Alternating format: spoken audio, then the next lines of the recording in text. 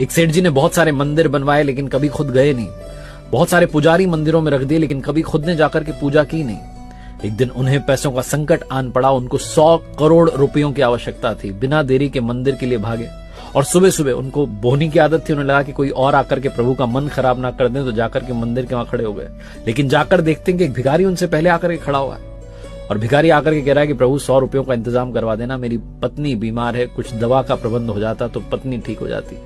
सेठ जी का दिमाग खराब हो गया कि आकर के ईश्वर का मन खराब कर रहा है सुबह सुबह 100 रुपयों के लिए।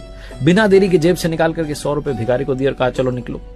भिखारी ने भगवान को प्रणाम करके कहा क्या बात है, आपने तो पहली बार में ही प्रार्थना स्वीकार ली। और अब सेठ जी का नंबर आया। सेठ जी कहने लगे भगवान 100 करोड़ रुपए का इंतजाम करवा दो, 100 करोड़ रुपए का इंतजाम करवा दो।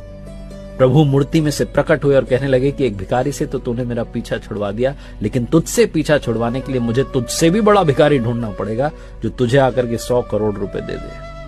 सेठ जी की आंखें भीग गई। उन्होंने कहा प्रभु ये क्या कह रहे हो, आपने इतना बड़ा ताना दिया। भगवान ने कहा और क्या, तू हमेशा मांगने ही तो आता है, कभी मिलने नहीं आया। अगर मिलने आया होता तो संकट तुझ पर कभी आया ही ना होता। कहानी का सार बस ये कहता है कि मांगना बंद कीजिए।